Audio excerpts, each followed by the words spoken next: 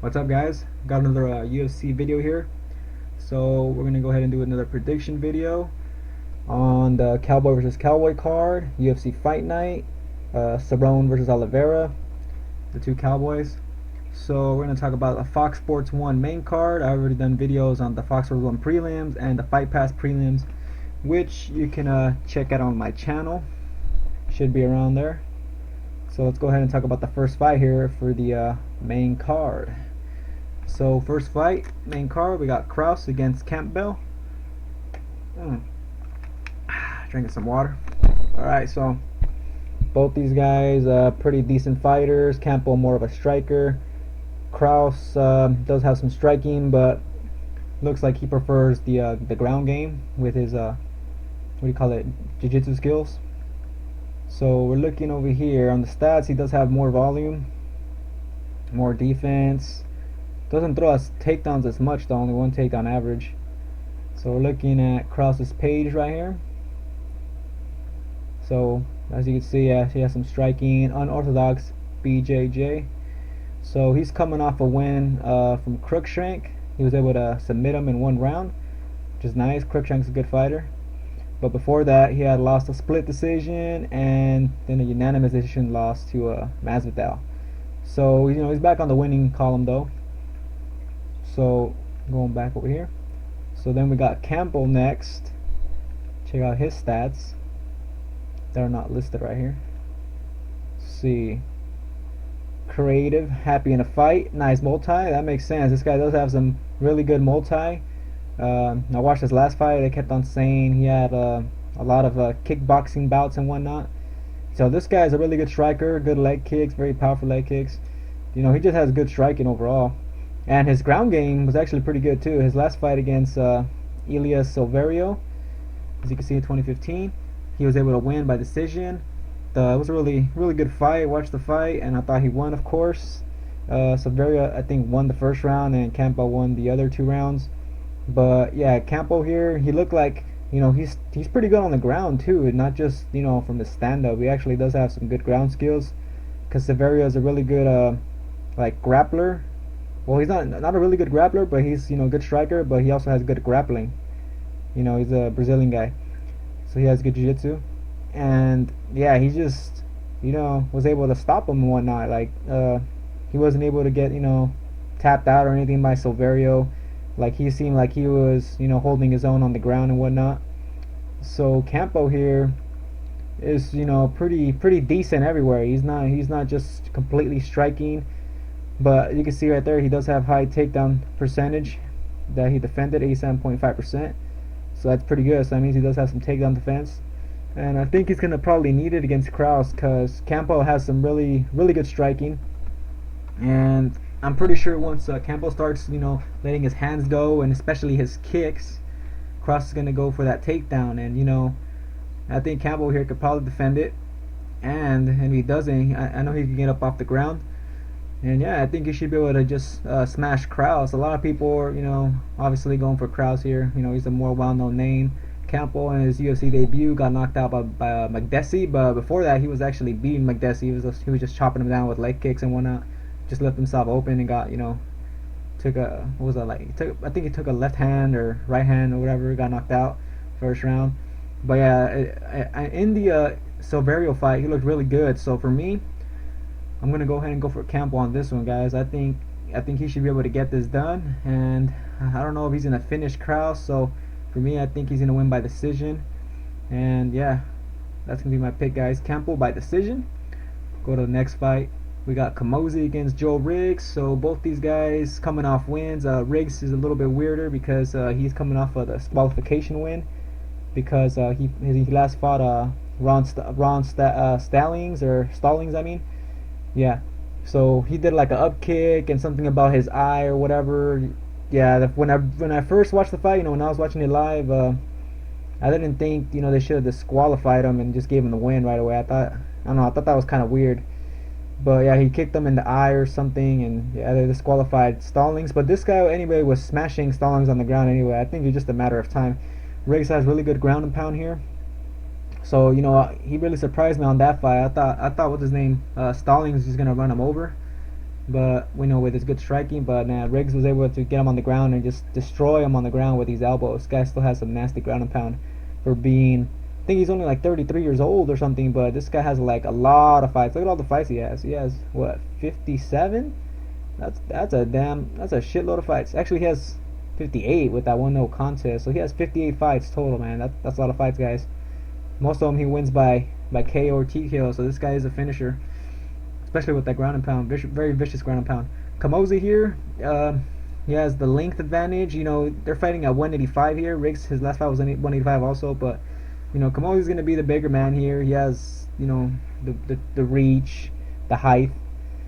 Now, Camozzi has some good striking, decent multi-striking skills. Also has some BJJ, and he's coming off a win from who was it? I forgot who it was. Tom Watson. Yeah, that guy's a tough guy. Their striking stats look kind of similar here, but he was able to land more takedowns, which, you know, got him the win. But yeah, Camozzi's a good fighter also. You know, he got smashed by Jacare a couple times, but you know, he's still a good fighter here. And for me, I think Riggs just has too much mileage on him, and his last fight was a little bit weird how it ended, even though I thought he was gonna win anyway. And yeah, I just think Camozzi here should be able to get the job done, guys. I got Camozzi winning, not by TKO or sub, but I got him winning by decision. So that's gonna be my pick, Camozzi by decision, guys. Next fight, we got Bermudez against Kawajiri. So both these guys in the top 15. Dennis over here in number 8. Tatsuya number 12. Tatsuya coming off a win off I forgot who he beat. He beat some guy that was making his debut or something. So he's not coming off an impressive win or anything.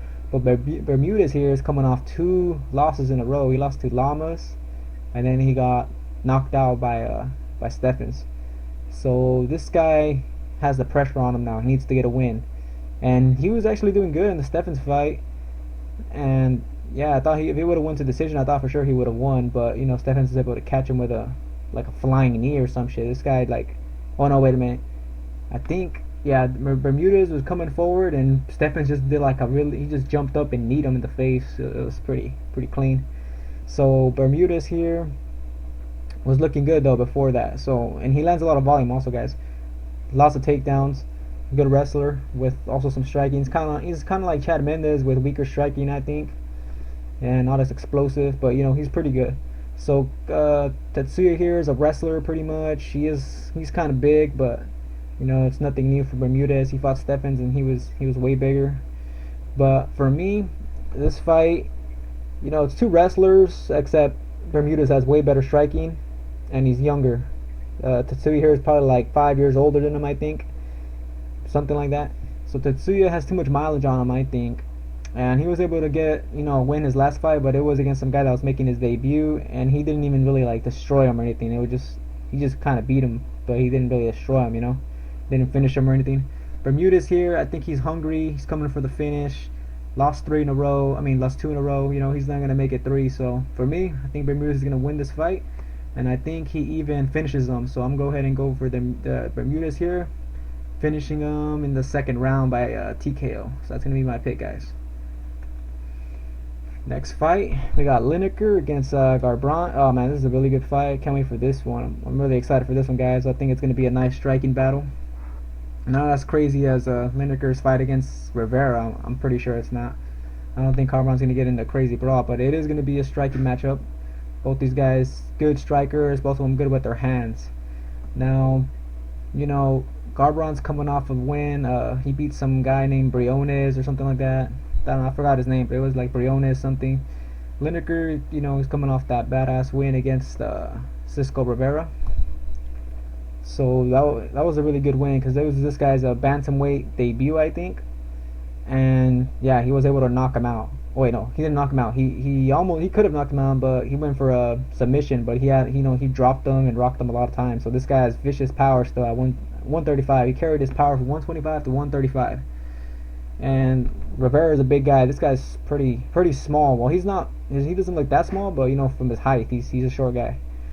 Garbrandt's also, you know, he's not small. He's tall guy, just like Rivera. But okay, guys, I'm getting close to finishing here with my time, so I'm gonna go ahead and make another video. Actually, I'm gonna continue right now, so hold up, guys. Okay, guys. Alright, guys, I'm back. So, sorry about that. My thing cuts off at 10 minutes, so I had to restart it. Alright, so here we go. So, I'm back to talking about the fight. So, yeah, Garbrandt's taller. He's shorter. Lineker coming off that impressive first round submission win against Rivera. A slugfest. The one thing to note is, though, according to this, Lineker actually has 2 more inches of reach for his, for his advantage, He has 2 more inches of reach on him, and that's kind of weird considering Garbrandt's way taller, 5 inches taller. And Garbrandt's only at 65. I don't know if that's wrong or something, but yeah, that's gonna, that's gonna affect the fight because Lineker likes using his hands, and so does Garbrandt. But if Lineker has, the better reach, he's gonna be able to get his punches in way easier than Garbrandt. Also, let's look at the stats here. As you can see, look at the volume that Lineker lands. He lands a crap load of strikes. So does Garbrandt, but not as much. He also has a little bit better accuracy. He also absorbs a lot of punishment, though. But this guy right here, guys, this guy has an iron chin. This guy just keeps coming forward.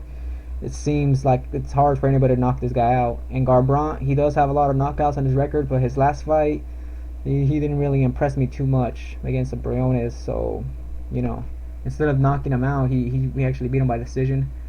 So I don't think Garbrandt here will be able to finish Lineker. I don't think that's gonna happen here. By the defense, Garbrandt does have better defense. He does have a little bit of movement, but he is kind of just like a striker, kind of like a boxer. For takedowns, this guy is like a wrestler. If we look at his stats, what they classify him as. Let that load up. Here it is right there. So as you can see, striking, wrestling, and cardio. Alright. And we can see his last wins there. He was able to knock out Marcus Brimage. This guy does have some good hands, though. Alright. But yeah, he is a wrestler, so he does have the wrestling, but he also has good striking. He has good boxing. I think they were saying this guy was an undefeated boxer before or something like that. I forgot if I heard that from his fight. I forgot. But yeah, he does have good hands, so that's something to think about. But Lineker has way more power, guys. This guy has way more power. He also throws a lot more, as you can see by his landed per minute strikes right there. So, that's something to think about. But for me, guys, I'm going to go ahead and just pick Lineker on this one. I just think he's going to be able to absorb Cody's punches easily without, getting knocked out. I think he could also stop the wrestling. As you can see, he's takedown defense almost 68%. I say that's pretty damn decent. I think he could keep it on the feet and land the more effective strikes. Well, Cody does throw. He's probably gonna want to throw kicks and whatnot, try to keep that distance from Lineker. But I think Lineker closed the distance because he is very aggressive. But Lineker also just mostly uses his hands, guys. He doesn't throw much kicks. So yeah, I think Lineker is gonna go ahead and take this one. I'm not sure if he's gonna be able to finish Cody either. Cody seems like he has a solid chin.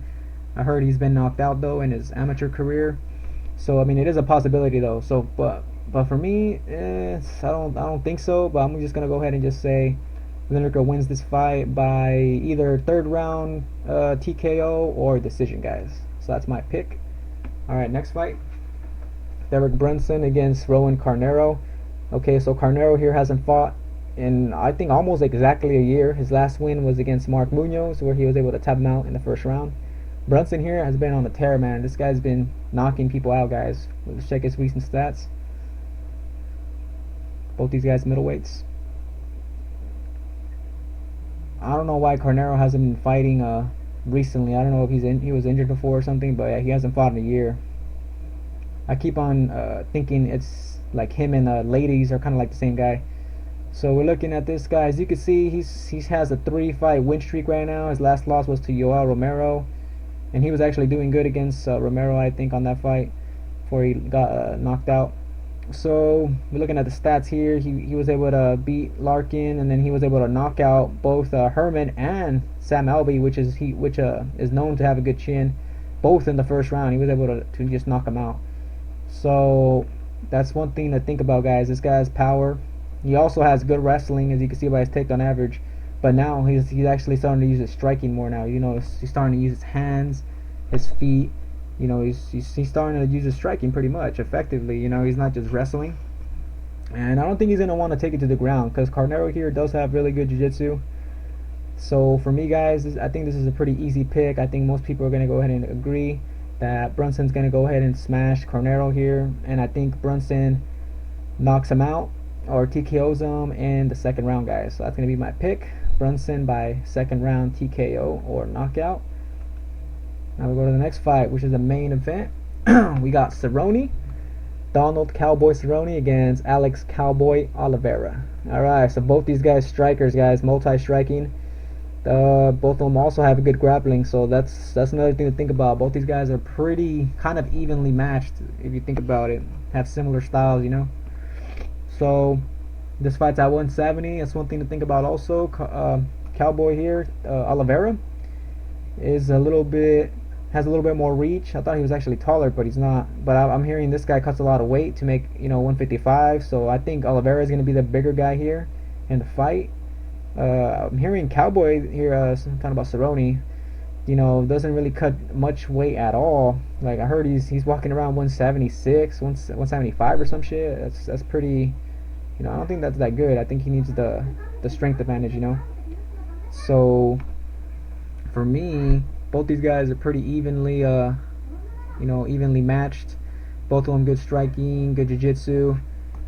So for this fight, I know everybody's gonna go with Cerrone here, but for me, I think Oliveira here is gonna be able to take this fight, guys, and I'm gonna tell you why. Oliveira here has unorthodox multi-striking. He kind of throws a little wild, but he does have power. You can see by his finishing right there ability, he has a lot more knockouts than Cowboy here. Cowboy actually likes to rock people and then go for the submission, even though Cowboy does have also some power. So for me, I think Cowboy here, I'm talking about Oliveira, will be able to get the win with his multi skills. I think he's gonna hit Cerrone in the body, slow him down. And that seems to be Cowboy's weakness, his body, pretty much. He keeps on getting hit in the body. Oliveira here is gonna have, I think, the strength advantage. Also, he's gonna be bigger, and I also think he's gonna be faster. Also, Cerrone here is not known for being really fast or anything. He just kind of moves forward with the multi stance. Does have good knees, height kicks, to the head, leg kicks. But Oliveira here, I think, could use his movement and maybe even counter him also, because Oliveira does have some good countering skills.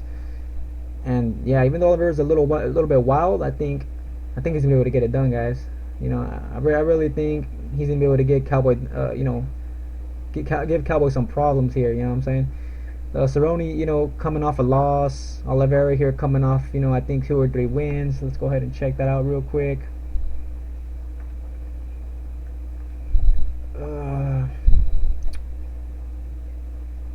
Oh, I'm sorry, guys, if there's too much. There's some background noise. Sorry about that. So you see striking power, movement. That's exactly what he has. Good footwork. His last fight, he was able to knock out Hallman. And yeah, he has this nice 3-fight win streak.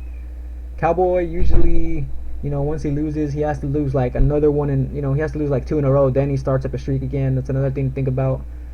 And yeah, guys, I think at 155 it would have favored Cerrone a little bit more, but for me, I think at 170, I think Oliver is gonna look fresh. I think he's gonna look strong. I think he's gonna look fast, and he also has the reach. Also, Cowboy has problems, or I'm talking about Cerrone here. Sorry, I keep saying Cowboy because they're both Cowboy, but Cerrone here has had problems with people with long reach, like Nate Diaz. Now Oliveira here doesn't have the same boxing style as Diaz, but he does have the same reach as him. So I think he's gonna have problems with that, fighting someone that's as long as him. So yeah, for me, guys, I'm just gonna go ahead and pick Oliveira here, and I think Cowboy's so hard to finish, but I'm gonna go ahead and just say Oliveira here finishes him in the 3rd round, guys, by TKO. So that's gonna be my pick, guys. I think Oliveira finishes him 3rd round TKO. So I got Oliveira here. So that's all I got to say about the fights, guys. You guys already know, and check out my description below if you guys want to join DraftKings. And yeah, so I got Campbell, I got Camozzi, got Bermudez, I got Lineker, I got Brunson, and then I got Oliveira here. Alright, guys, so that's all I got to say. Subscribe, like, comment, whatever, and I'll see you guys on the next one.